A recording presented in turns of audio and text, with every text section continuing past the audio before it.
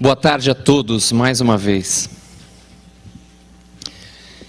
Dando continuidade ao ciclo de palestras do Encontro para o Espiritismo, nós vamos apresentar uma proposta de reflexão que trata sobre o legado espírita e que, naturalmente, assim esperamos, nos motive a todos a busca íntima de encontrar o legado que nós próprios podemos deixar para a doutrina.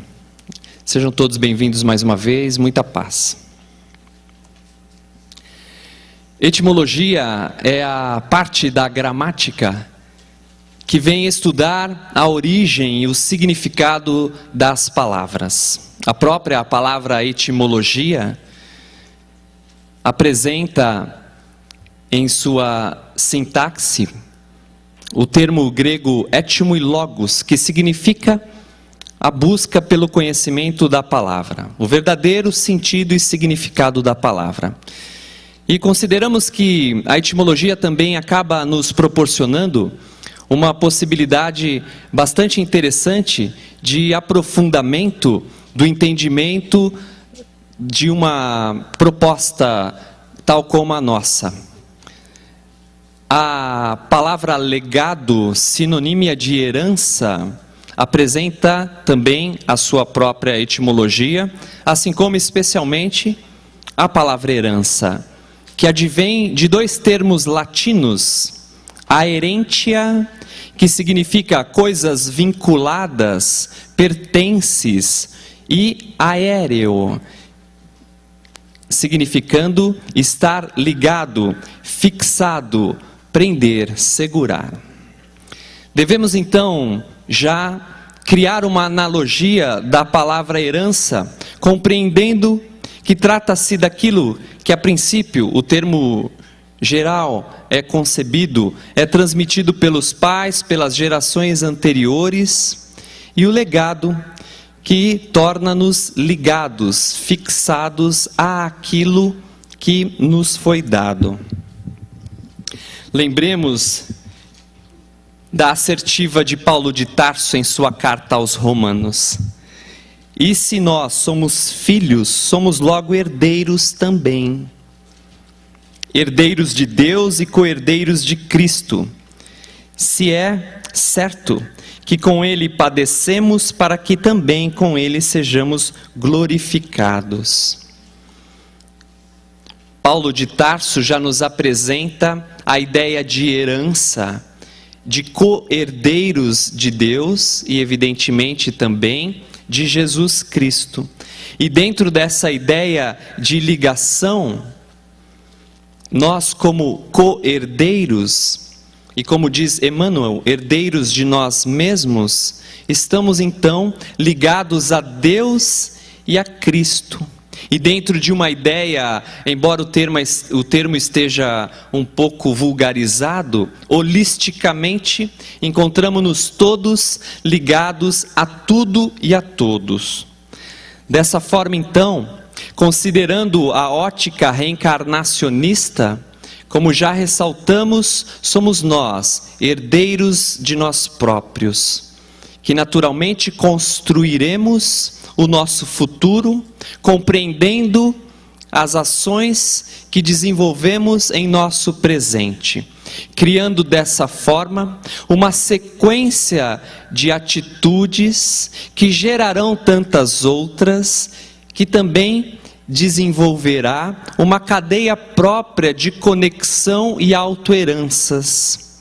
Lembrando que, se somos então, mais uma vez reiteramos, herdeiros de nós próprios, entendemos que as leis de ação e reação, de causa e efeito, naturalmente estarão regendo as nossas próprias ações, de forma ativa ou passiva, mas sempre gerindo as nossas atividades. Dessa forma, mantemos-nos ligados uns aos outros, estamos também em interligação com tudo. de uma forma que nós próprios, num determinado momento, somos aqueles que deixam a herança e os seus próprios herdeiros, transmutando então o papel, dependendo naturalmente de nossas próprias ações. Nesse sentido, Deus também vai nos deixar o seu próprio legado, especialmente, evidentemente, aqui no planeta que coabitamos. O legado primeiro de Deus, então, é a própria vida que pulsa e estimula novas conquistas e possibilidades de todos nós. À medida que cada ser busca, conscientemente ou não, o seu melhor. Lembrando que a própria proposta espiritista vai nos apresentar a transformação como uma condição natural de progresso para o homem que deseja o melhor. Dessa forma, as nossas vivências se tornarão processos dinâmicos de educação, de aprendizado, que também se manifesta de uma certa forma como um outro olhar da herança divina. Se as nossas vivências, as nossas experiências permitem então realizações e aprendizado, aí há por si só uma herança, uma dádiva da lição que deseja fazer-se testemunha, através dos aprendizados que nos propomos a realizar. Jesus, dessa forma, nos apresenta então com um novo paradigma existencial, propondo um novo olhar sobre o panorama da compreensão de si mesmo, realizando dessa forma a educação do espírito, estimulando que cada um reconheça em si mesmo os potenciais realizadores e transformadores, permitindo que cada um, a seu próprio modo, da sua própria maneira, possa encontrar o momento de despertamento e de realização. O Espiritismo, então, como há pouco ressaltávamos, tem como objetivo primeiro essa transformação do homem para o bem, para o melhor. E é evidente que em tais transformações, cada qual de nós buscará em si mesmo o amadurecimento espiritual, consciencial, emocional, para promover as transformações e renovações que deseja. Cabe então uma reflexão já imediata, à medida que nós próprios muitas vezes exigimos do outro a mudança que talvez ainda encontra-se adormecida em nós.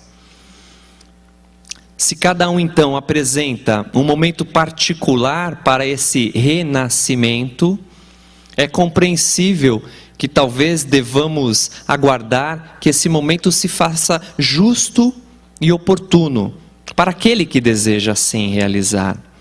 Lembremos que Jesus, durante os seus processos educativos, as suas inúmeras exemplificações, especialmente nas dinâmicas de cura, ele próprio estimulava aquele necessitado que buscasse em si mesmo o desejo sincero na obtenção da cura. Que queres que eu faça? Perguntava Jesus a ele. Propondo que ali, quase que instantaneamente, houvesse um processo de autorreflexão, capaz de buscar o impulso motivador, para que ele então encontrava-se permeável à cura. Dessa maneira, é compreensível entendermos que cada qual de nós deve obedecer a sua própria dinâmica evolutiva, sem atropelamentos. E a proposta espírita, então, nos traz a educação como evolução. A educação como evolução. Voltemos à etimologia de educação, da palavra educação, que vem do latim educere ou educare, que também aí encontra-se já composta pelo prefixo ex, que significa fora, e ducere, que significa conduzir, levar. Educar, então, traz etimologicamente a ideia de condução para fora, de trazer algo à luz, de trazer algo que já se encontra dentro para a luz, para fora. O processo educativo, então, encontra esse ensejo íntimo que no momento oportuno, necessário e amadurecido possa resplandecer. Daí a beleza do processo de aprendizado no exato momento em que deve florescer, nem antes e nem depois, mas ali, no justo momento. E lembremos que Deus não tem pressa. Da mesma forma que uma abóbora leva 90 dias para ser uma abóbora, o carvalho levará 100 anos para a bolota ser carvalho. Deus sabe esperar, nós não. Educar, então, nesse sentido mais amplo, é um processo colaborativo, um processo em que circunstâncias inúmeras acabam colaborando para sermos, para tornarmos-nos, para de fato encontrarmos essa possibilidade de buscar de dentro o que já existe em nós, para então encontrarmos, tomando consciência desse existir, a dinâmica desse aprendizado, porque daí então passamos para um outro momento, o momento do exercício e da prática, concebendo-se num primeiro momento que o saber na esfera intelectual permanece ali, praticamente inativo, e o saber exercitado, o saber praticado, este sim, tem em si mesmo a função realizadora e transformadora, e diria até fortalecedora do próprio saber. A Nilza há pouco falava, na outra sala, sobre a figura do pedagogo. E etimologicamente o pedagogo é aquele que conduz ao saber. O escravo na antiga Grécia que conduzia os alunos, os educandos, conduzia fisicamente, não é? Levava até as escolas, até os centros de educação, para que eles ali então encontrassem o saber. Essa figura do pedagogo, aquele que leva pela mão, aquele que conduz, é naturalmente o agente estimulador do saber. Dessa forma, amigos, não nos parece em absoluto uma obra do acaso encontrarmos a figura de Allan Kardec como pedagogo, como educador, bem como a própria figura de Eurípides Barçanufo, bem como especialmente a figura do pedagogo excelente em Jesus.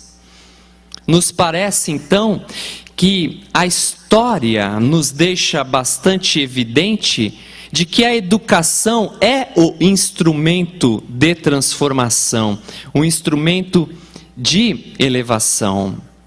Vejamos então, quando Pestalozzi disserta rapidamente sobre a questão da associação da educação com a própria vida. A vida educa, mas a vida que educa não é uma questão de palavras. Vejam só, a vida educa não é uma questão de palavras, logo não está armazenada na esfera intelectual, mas sim de ação. A vida que educa é atividade, é prática, é exercício.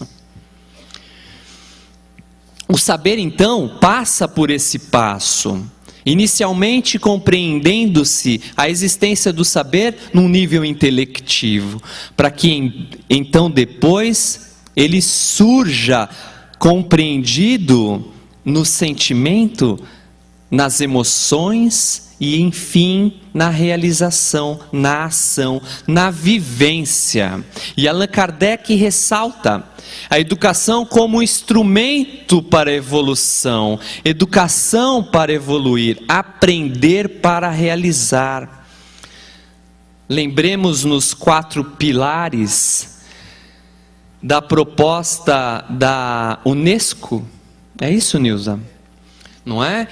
Aprender a ser, aprender a aprender, aprender a fazer, aprender a realizar. Portanto, nos parece uma questão bastante clara.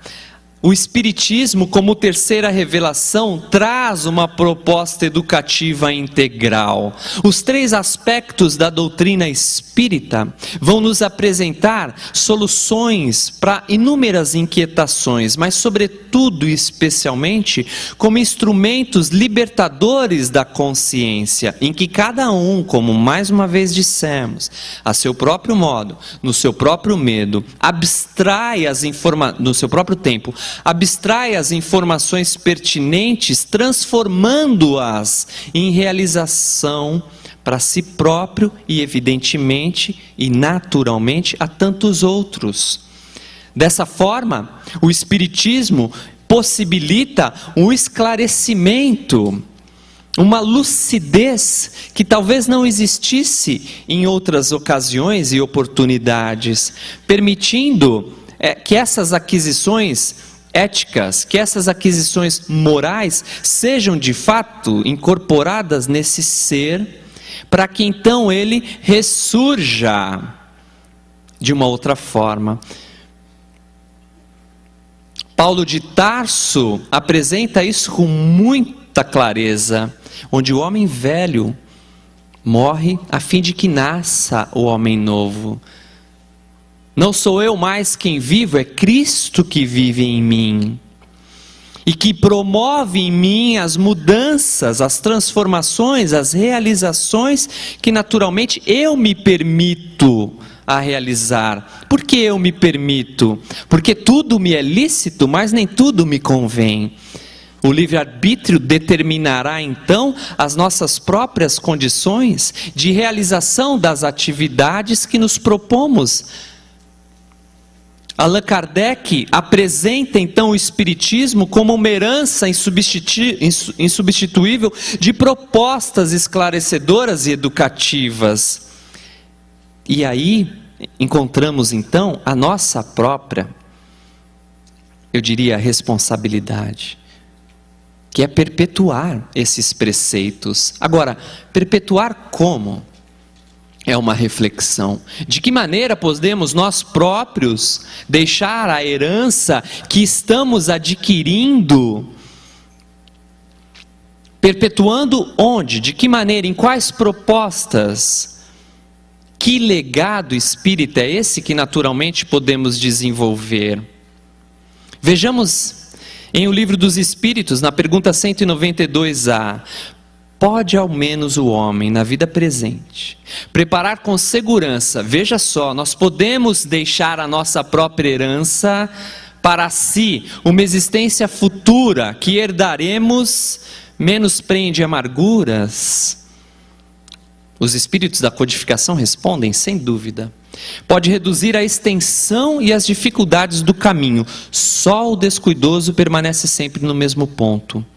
Só o descuidoso permanece sempre no mesmo ponto, grifamos. É preciso então esse olhar cuidadoso, cuidar-se, olhar-se, educar-se. Daí a educação como atividade.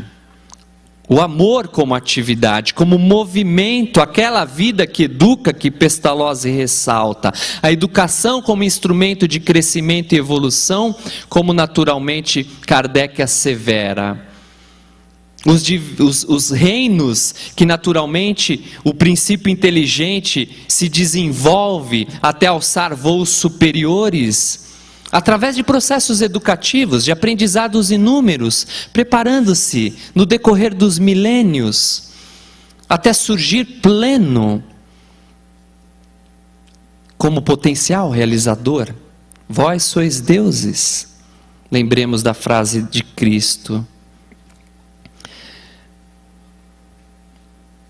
E aqui, amigos, certamente encontramos o ápice desse legado. Se Deus nos deixa como herança a vida que pulsa, esta ação caritativa de Deus que nos ama e que permite que nós próprios busquemos nossas realizações, é um instrumento da caridade. Vejamos, fora da caridade não há salvação. A caridade, então, é a ação que salva. Ela é ação, ela é movimento, ela é realização que salva.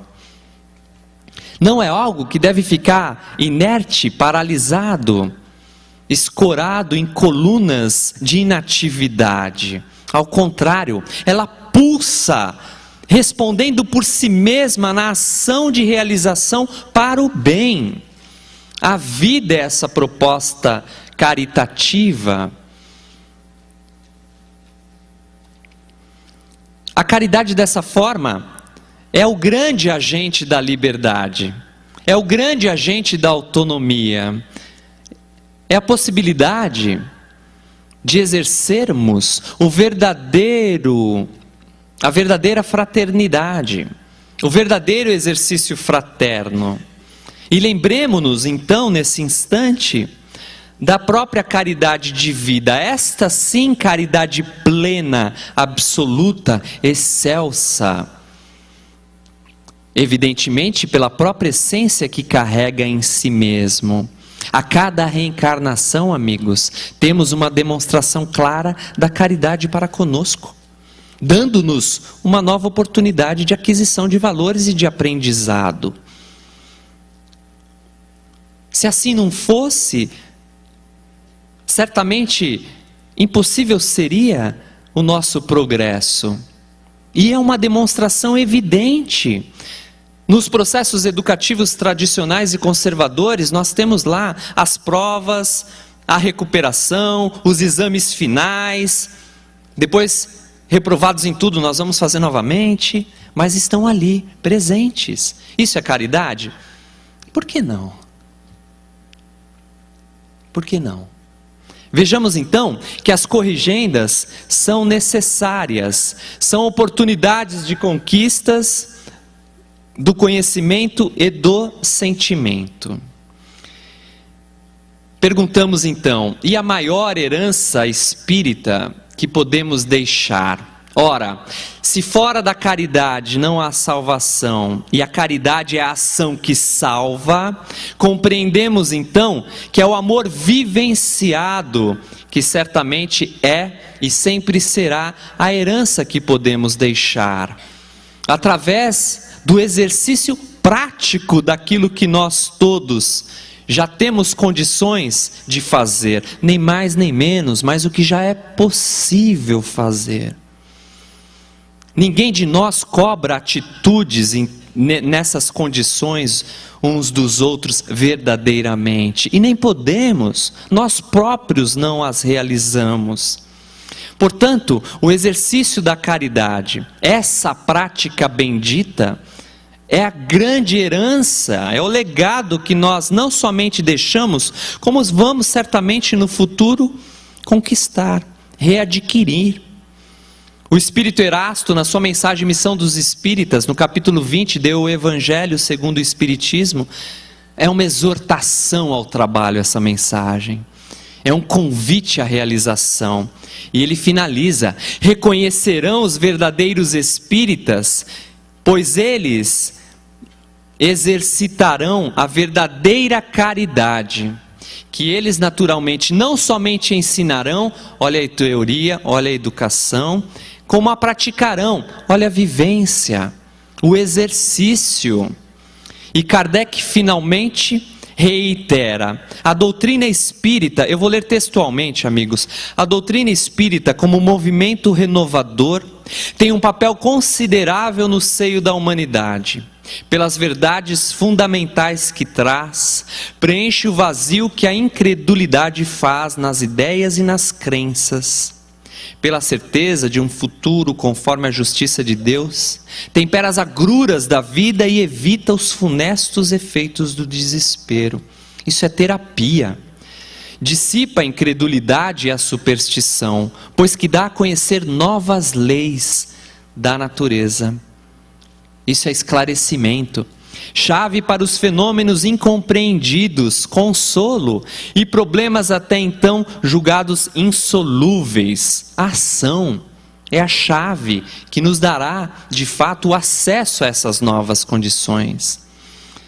Consideremos então, amigos, o legado encontra-se de fato nas nossas próprias realizações, nos exercícios que nos dispomos a cumprir e a honrar e a realizar dentro das nossas próprias possibilidades, reiterando que somos nós próprios aprendizes do viver.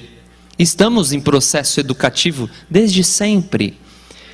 E essa conscientização, o autoencontro, o autoconhecimento vai permitir a superação dos obstáculos, a transformação, a renovação, o alcance a um ser melhor, a seres melhores. Esse aprendizado, como reiteramos, ele é ininterrupto para o nosso momento. Lembremos então de exercitar aquilo que já é possível fazer para o bem, para melhor. Onde então nós compreenderemos que atrás das nossas crises espirituais, que é como os psicoterapeutas transpessoais encaram os problemas, encontramos aí um papel educador. Pois a vida que ensina é a mesma vida que promove e que permite as novas aquisições para o futuro. E encontramos de fato, na manifestação de Deus, que é esse o legado de amor, justiça e caridade nas suas ações, o ápice daquela realização plena. Muito obrigado, amigos, muita paz, uma boa tarde a todos.